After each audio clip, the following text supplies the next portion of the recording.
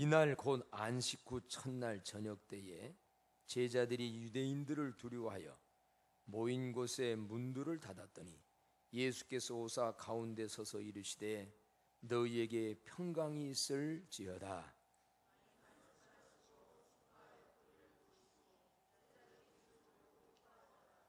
예수께서 또 이르시되 너희에게 평강이 있을지어다. 아버지께서 나를 보내신 것 같이 나도 너희를 보내노라.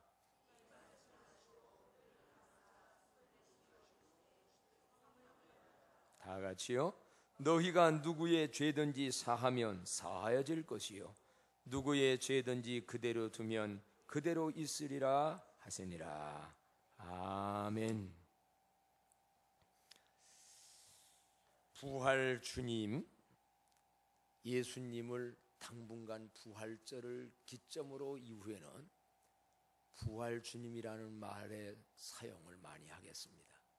그냥 주님이 아니라 우리 죄를 위해서 죽으셨다가 3일 만에 죽음의 사망 권세를 이기고 부활하신 예수님, 그 부활 주님이 부활 이후의 행적을 보면 제자들에게 많이 현현하셨어요. 현현이란 말이 뭐지요? 나타나셨다는 얘기입니다. 부활 주님이 곳곳마다에서 나타나셨습니다. 성경에 나온 것 몇 곳만 생각해 보게 되면 두 제자가 엠마오로 내려가고 있었어요. 얼굴은 아주 슬픈 기색을 하고 좌절과 절망감 속에서 실망감을 가지고 터덜터덜 내려가요. 근데 부활 주님이 그들과 함께해요. 처음에는 못 알아봐요. 그러나 나중에 말씀을 풀어주고 하다가 떡을 떼다가 부활 주님을 발견하게 돼요. 그래 보면 예수님의 부활 이후에 육체는 변형된 육체지만 옛날의 모습하고 조금 다르게, 그래서 학자들은, 신학자는 그러지요. 우리도 나중에 부활할 때 어떤 모습으로 부활하겠냐? 죽을 때의 90대의 모습이겠냐? 그럼 너무 좀 안 좋겠지요? 이다 빠지고 할망구가 돼가지고 그런 모습이겠느냐? 아니면은 10살 때의 모습이겠냐? 언제겠냐? 아마 가장 좋은 때의 모습으로, 그러면서도 변화될 건 변화된 모습으로, 이런 모습으로 부활할 것이다. 그러나 어쨌든 부활 주님이 그들을 만나요. 부활 주님을 만난 이들은 가슴이 뜨거워져요. 그러면서 엠마오로 내려가던 그들이 다시금 돌이켜 예루살렘으로 올라가서, 나도 의심했는데, 사실은 알면서도 의심했거든요. 어떻게 부활이 있을 수 있냐? 그랬는데 그 부활 주님을 내가 만났다. 그래서 많은 사람들한테 부활의 증인이 되어져요.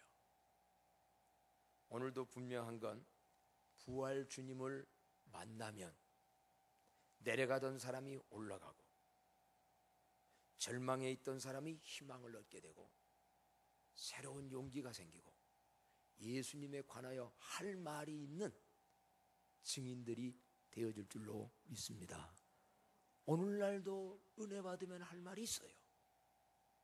그렇다고 해서 오늘 지금 우리가 가다가 산신령처럼 나타나는 동화 속에 그런 분이 아니지요. 부활 주님은 오늘도 우리에게 현현하십니다. 어떻게? 하나님의 말씀으로, 말씀 속에서 주님 만나기를 축복합니다. 이 시대는 이 성령으로 기록된 하나님의 말씀의 사실을 믿음으로, 그리고 성령의 영으로, 우리 인간도 영적인 존재 아니요, 육체가 있는가 하면 정신적 혼이 있는가 하면 속에 영이 있는데, 이 영감이 부활 주님을 만나고 진리와 깨달음과 어떤 걸로 딱 만나면 그 내 영혼이 느끼는 마음에 평안이 올 때도 있고 용기가 올 때도 있고, 어떤 사람은 눈물 줄줄 흘리며 내가 잘못 살았습니다, 내가 죄인입니다. 그러면 사람이 변화돼요. 이런 의미에서 만남, 오늘 여러분도 과거에 만났고 과거 옛날만이 아니라 오늘도 이 자리에 왔으면 지금 우리가 하나님의 실존을 믿고 하나님 앞에 예배 드리는데, 그 부활 주님은 이 말씀과 영으로 오늘 현현 나타나서 우리를 만나주기를 원하는 분인데, 이런 은혜가 우리에게 있어지기를 바랍니다. 부활을 도저히 믿을 수 없다고 의심하던 제자들도 있었습니다. 내 눈으로 보고 내 손으로 예수님의 그 창자국과 칼자국 만져보지 않으면 난 정말 못 믿겠다. 내 옆에 친구가 와서 말하는데도, 오늘날도 그래요. 옆에서 어느 날 갑자기 어떤 사람들이 은혜 받아가지고 와서, 야, 예수님이 뭘 그런 게 나는 못 믿겠다. 그런데 그 사람도 부활 주님을 어느 계기에 만나면 인생이 바꿔지게 되어지고 새로워지게 되어지지요. 예수님이 현현하여 만나주는 이 사람들이 누구요? 믿음 생활 좋은 사람들 아닙니다. 오늘 예수님이 성경에서 현현의 부활 이후에 현현에서 만나는 사람들, 예수 부인했던 사람이요, 베드로 같은 경우도, 또 다른 사람 도망간 사람들이요. 그런데 예수님이 그들을 만나러 다니셔. 그들을 만나러 찾아가셔. 저는 이 성경을 보면서, 아, 이것이 주님의 사랑이구나. 예수 부인했던 사람이요, 나 그 예수 모른다고 3번씩이나 저주하며 부인했던 사람이요, 자기 살겠다고 다 도망갔던 사람이요. 근데 부활 주님은요, 성경 보세요, 전부 그들을 찾아다녀요. 왜? 주님은 자기가 한 번 사랑한 사람들은 끝까지 사랑하며 그들을 다시금 세워서 내일의 미래가 있기에, 오늘까지 믿음 생활 실패했지만, 오늘 도망간 자지만 하나님은 오늘만 보지 않고 내일을 보기 때문에, 그래서 현현에서 만남의 기회를 주고 재기의 기회를 주는데, 오늘 우리야말로 그 주님 더 온전히 만나서 내려가는 자가 있다면 올라가고, 도망간 자가 있다면 주님 앞에 더 가까이 오고, 더 귀한, 나중에 베드로 같은 경우는 정말 이 부활 주님 만나온 이후에 존귀하게 쓰여지는데, 오늘보다 내일이, 내년이, 앞으로가 더 존귀하게 쓰여지는 우리들이 되어지기를 축복합니다. 그런데 이 부활 주님은 현현하셔서, 현현 나타나셔가지고 만나주는 걸로만 끝나지 아니하고 축원의 말씀을 하십니다. 그래서 오늘 말씀 제목이 뭐냐면 부활 주님의 축원이에요. 다 같이 시작. 부활 주님의 축원. 축원이란 말이 뭐지요? 축복의 말이란 말입니다.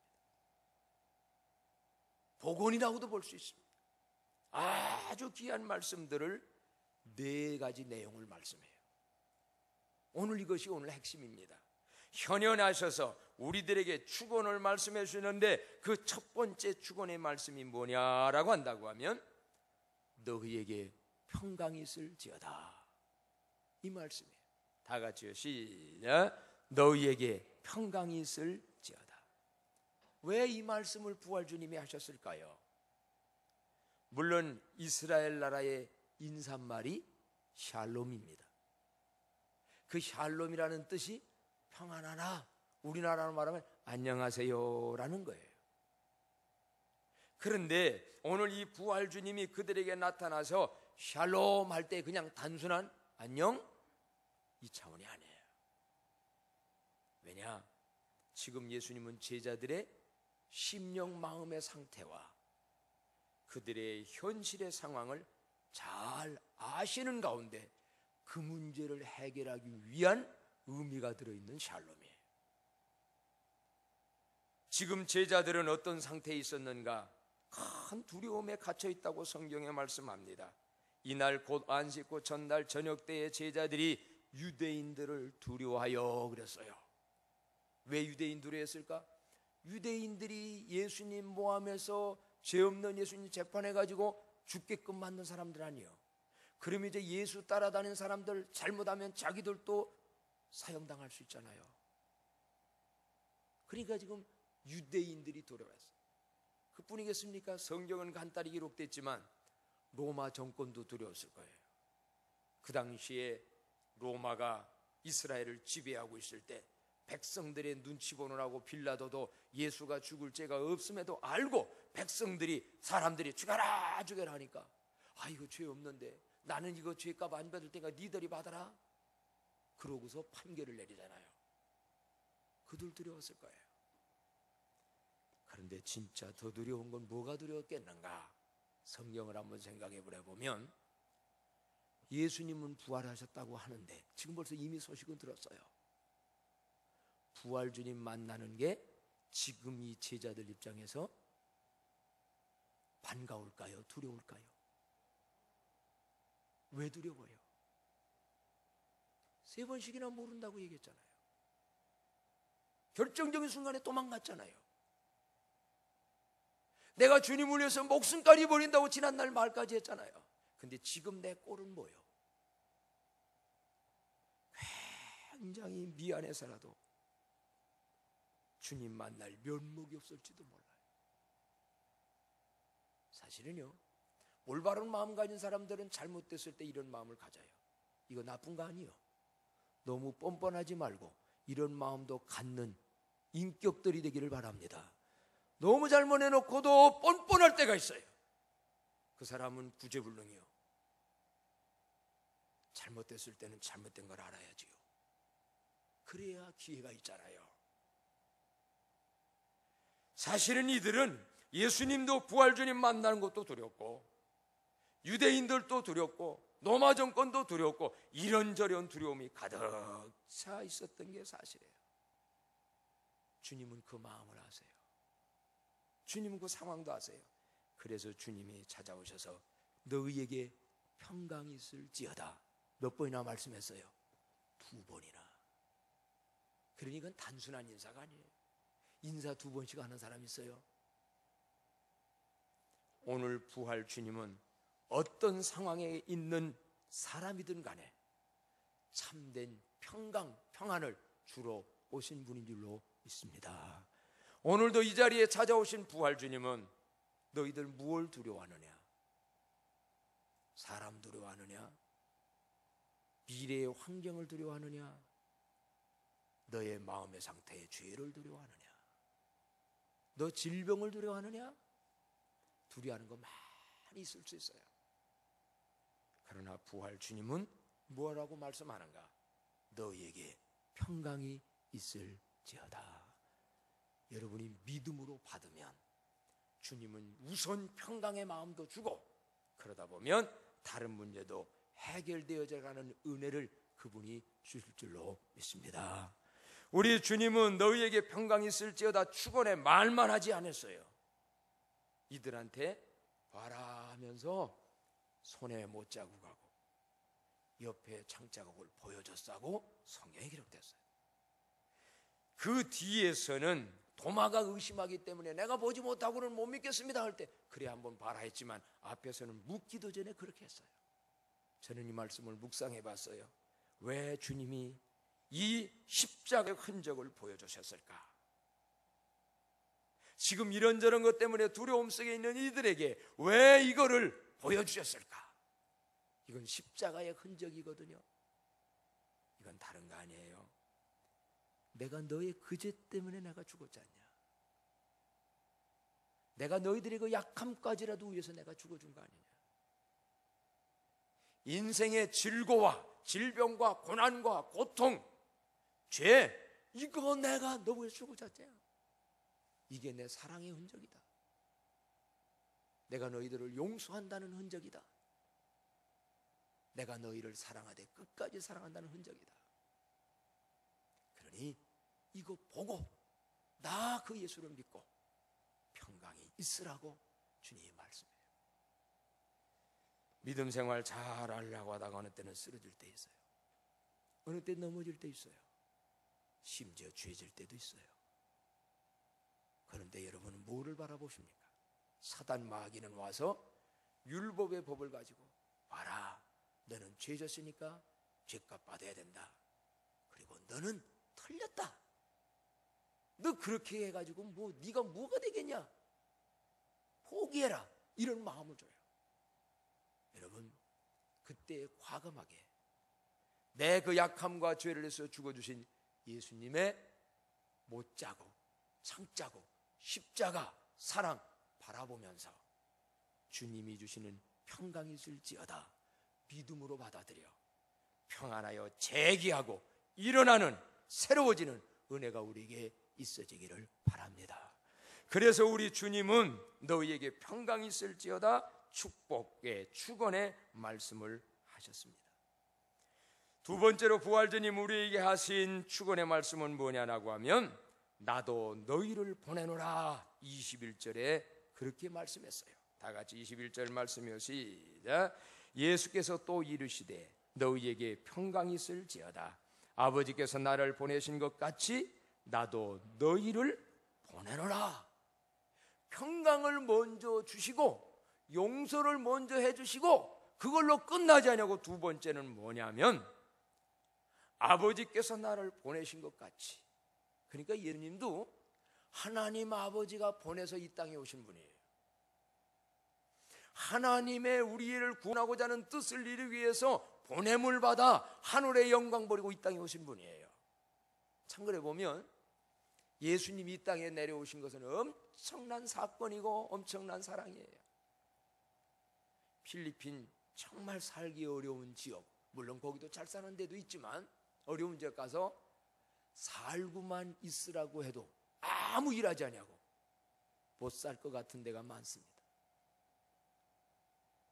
옛날에 미국의 선교사님들이 자가용 타던 시대에 한국에 와가지고 가마 타던 시대에 한국에 와서 그들은 양변기에 앉아서 화장하던 분들이 뒷간 가가지고 앉아서 하는 거, 그거 보통 힘든 일 아닙니다. 보잘것없는 인간도 수준 낮은 것에 내려가기가 어려워요. 그런 거 있죠? 막 그냥 술 먹고 담배 피고 떠들고 뭐 하고 하는 데 가서 저는 1시간 앉아 있으라면 감옥도 그런 감옥이 없을 것 같아요. 냄새 견딜 수 없어요. 그렇죠? 그렇잖아요. 그런 데 가가지고 그러고 막 그냥 막 그러면 요즘 그래서 그런 말 하지 마는데 짜증난다. 짜증날 거야. 그러면 우리 같은 죄인도 남보다 지금 조금 씻어가지고 한 우리보다 못한 데 가서 그러는데 하나님이 인간 세상에 와가지고 조그만 것들을 가지고 싸우고 못하고 삐지고 뭐하고 그 인간 세계에 와서 산다는 게 예수님 어떨까? 여러분 한번 생각해 보세요. 그분이 이곳에 하나님 보내서 파송돼서 내려오십니다. 그리고 마지막은 죄 없는 분이 억울한 죄를 다 뒤집어 쓰시고 십자가에 죽으신 거예요. 그런데 그렇게 했다가 부활하신 주님이 이제 내가 너희들을 구원해서 참된 평강을 주었고 내 자녀로 세운 다음에 명하시는 게 뭐냐? 나도 너희를, 아버지가 나를 보낸 것같이 나도 너희를 보낸다는 거예요. 내가 너희를 보낸다라고 하는 이것은 사도의 사명을 주시는 말씀이요, 또한 우리로 하여금 주님의 뜻을 이루라고 하는 부활의 증인으로 보낸다는 뜻이요, 세상의 소금과 빛으로 보낸다라는, 어느 면에서는 천국 대사로 파송한다는 엄청난 사건이에요. 한국에서 중국으로 대사를 파송하듯 이제는 내가 하늘과 땅의 권세를 가졌다고 지난주 우리 말씀드렸죠. 예수님은 누구냐? 이제 하늘과 땅의 권세를 하나님께서 내게 주셨는데 그 하늘과 땅의 권세를 가진 내가, 너희들은 이제 이 세상에 부활의 증인으로 천국 대사로 내가 파송한다. 그래서 내가 나도 너희를 보내노라. 주님은 오늘 그 진리를 믿고 따르는 우리들에게 천국 대사로, 복음의 대사로, 하나님의 대사로 파송하시겠다고 말씀하시는데 묻겠습니다. 주님의 이 파송장 받으시겠습니까? 두려워서 안 받으시겠습니까? 예, 받으세요. 이 파송장 굉장한 주님의 파송장입니다.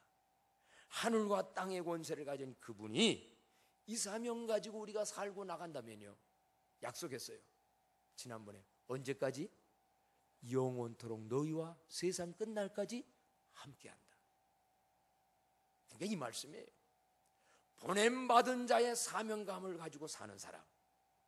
내가 이 세상에서 가정에서 일을 하든 직장에 가서 일을 하든 뭐를 하든 나는 누구냐? 예수님의 보냄받은 자. 이게 원래 아폴로 톨로스, 헬라어로는 그런데 그게 사도라는 뜻이에요. 내가 너희들을 내 대사로 파송한다.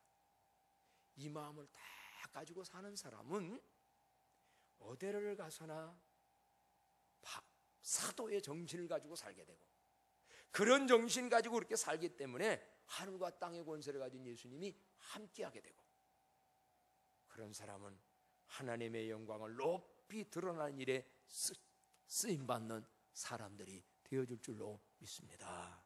그래서 두 번째 말은 뭐냐? 나도 너희를 보내노라. 이것이 부활 주님의 두 번째 축원이요. 세 번째 축원의 말씀은 뭐냐라고 하면, 그때의 주님께서 숨을 내쉬면서 그들을 향하여 숨을 내쉬며 성령을 받아라 라고 축원하셨어요. 자, 거기 다시 한번 그 말씀을 읽겠습니다. 22절이요. 시작. 이 말씀을 하시고 그들을 향하사 숨을 내쉬며 이르시되 성령을 받으라. 왜 주님이 숨을 내셨다고 그랬을까? 원래 이 성령이라는 게 바람이라는 말도 의미가 있어요.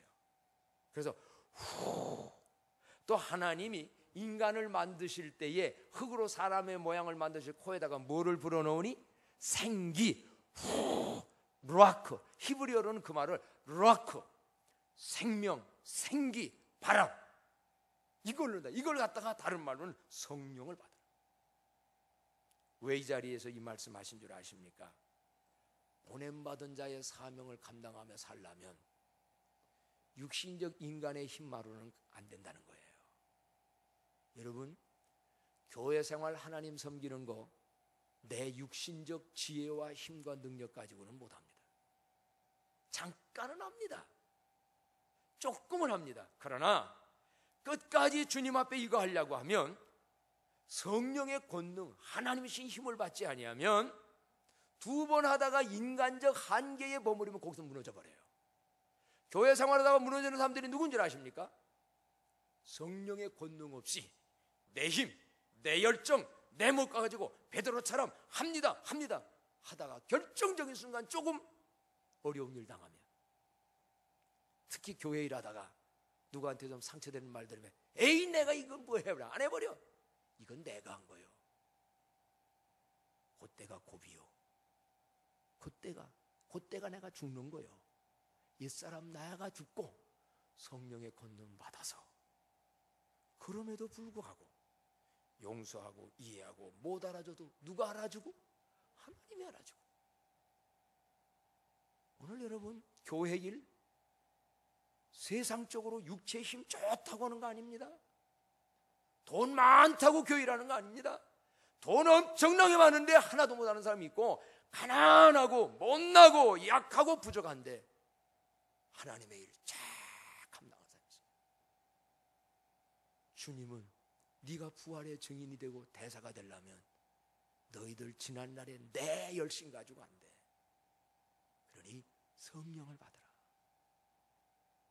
이 제자들 처음에 약해 쓰러졌어요. 넘어졌어요. 그렇게 호언장담하고 3번씩 부인했어요. 그런데 예수님이 말씀한 대로 성령 받으라. 그래서 예루살렘을 떠나지 말고 하나님의 약속하신 성령을 기다리라. 그들은 모여 기도하고 기다리다가 오순절날 성령 받고 난 이후에는 순교까지 하잖아요. 옥에 갇혀도 하잖아요. 결국은 베드로를 통하여 초대교회가, 제자들을 통하여 초대교회가 왕성하게 일어나며 한국까지 결국은 복음 전하는 거예요. 이제 여러분 부활 주님은 성령 받으라고 축원의 말씀을 하시는데 성령 받기를 축복합니다. 성령 받으십시오. 성령 충만해 주십시오. 성령 충만을 사모하세요. 믿음 생활하며 세상을 이기려면 죄를 이기고 나 자신을 이기려면 성령 받아야 돼요. 그래서 오직 성령이 너희에게 임하시면 너희가 권능을 받아요. 어떤 권능?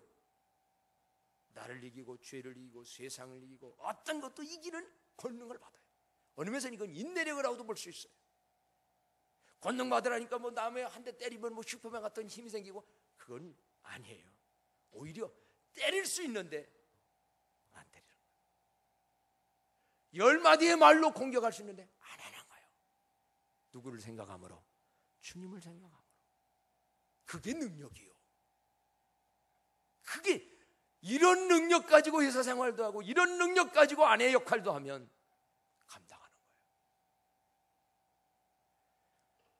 부활 주님은 세 번째, 숨을 내쉬면서 성령을 받으라.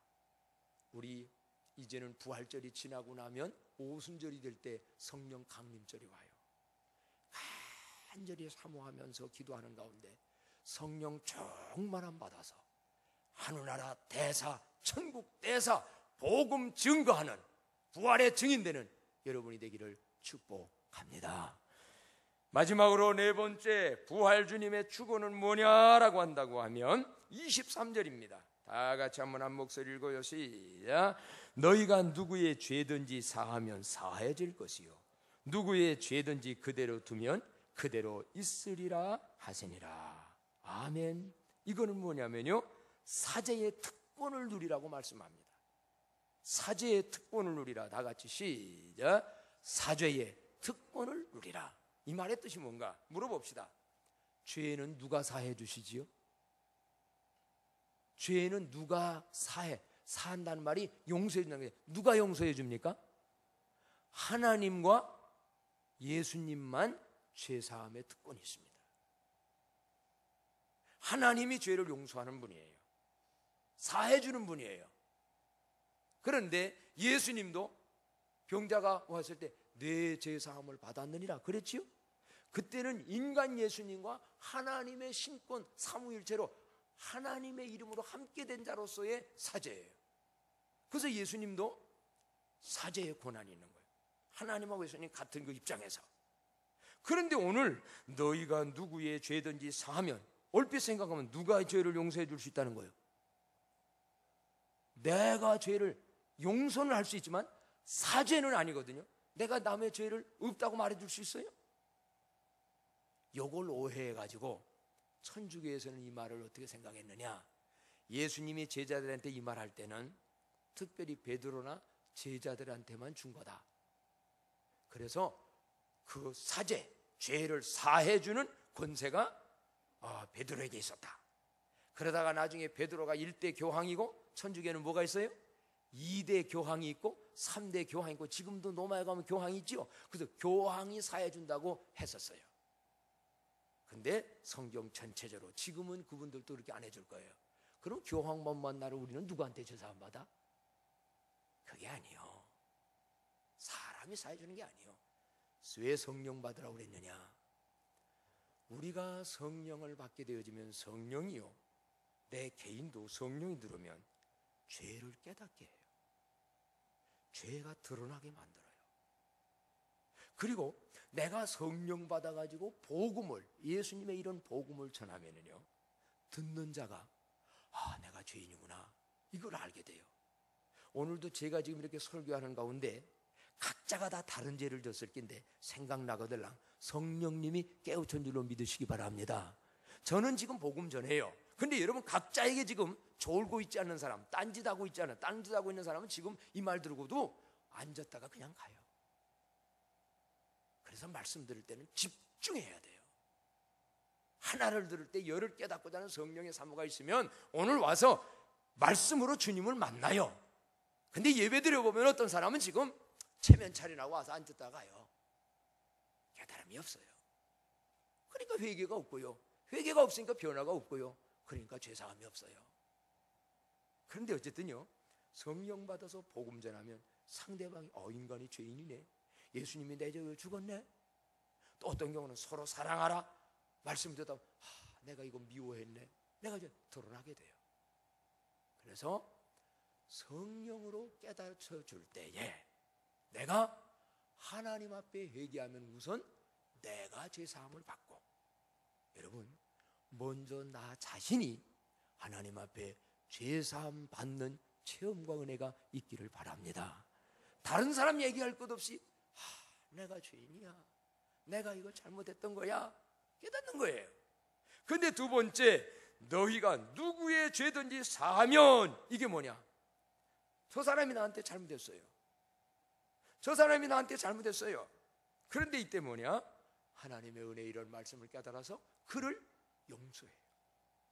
그리고 저 사람이 잘못한 거, 예수님이 당신 죄를 위해 죽었으니 그 예수님 보혈의 피 믿으라고, 회개하라고 말해줘요. 그럼 그 사람이 회개하면 그도 죄사함 받아요. 결국은 뭔가 어느 한 사람이 죄를 사하주는 게 아니라 이것은 죄사함의 특권인데, 내가 이 성령으로 복음의 진리를 알아서 죄사함 받고 다른 사람에게 성령으로 복음의 말씀을 말해주게 되면 그 사람도 죄사함을 받게 되어지는데, 여러분을 통하여 죄를 사함받고 구원받게 하는 자들이 많아지는 은혜가 있어지기를 바랍니다. 그래서 오늘 우리가 너희가 누구의 죄든지 사하면 사해질 것이요 누구의 죄든지 그대로 두면 어떻게 된다? 그대로 있대요. 누구의 죄든지 그대로 두면 그대로 있습니다. 여러분 이거 아셔야 돼요. 죄는 무서운 것입니다. 죄는 무서운 거예요.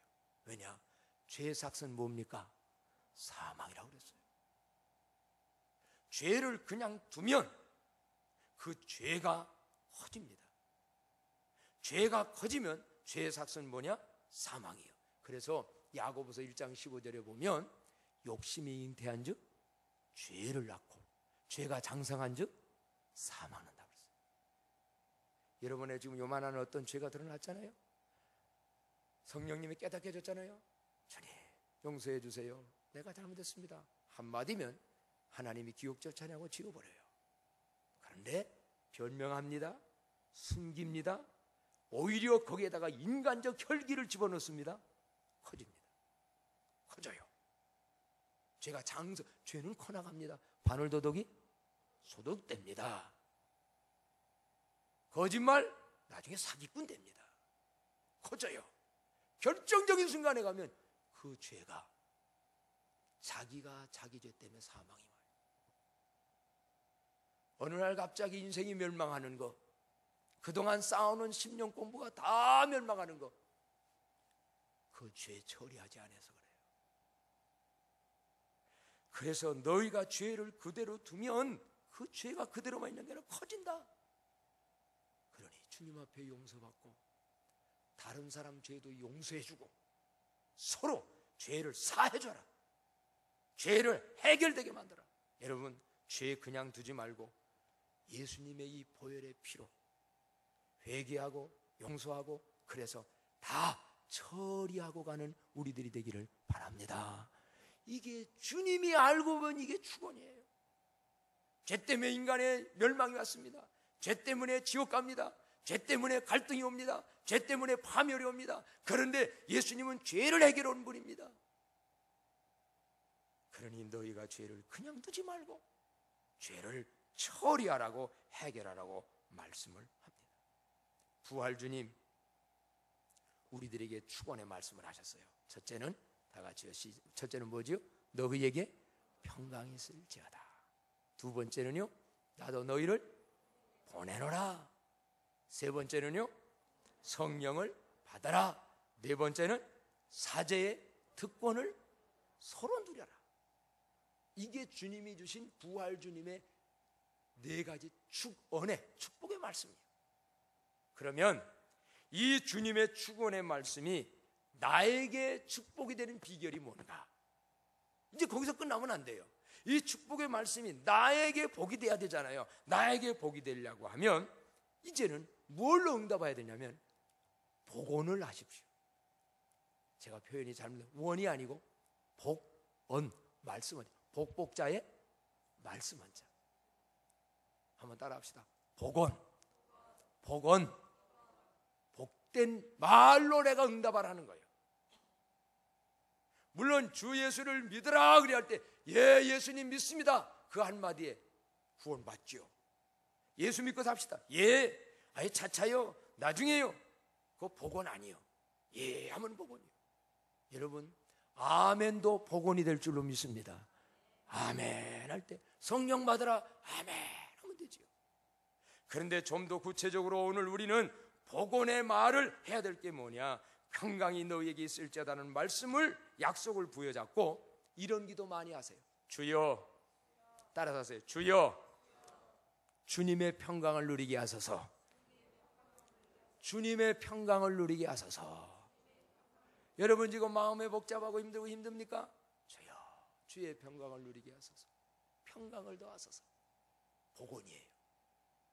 기도 이런저런 말 많이 안 해도 괜찮아요. 평강을 주옵소서. 평강을 이미 주셨으니까 누리게 하소서.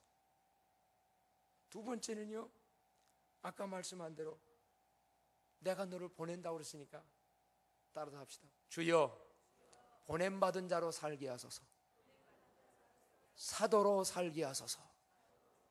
이런 기도 계속하고 생각해 보세요.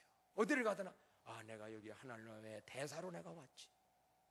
내가 보냄받은 자로 왔지. 그러니까 바로 처신하게 돼.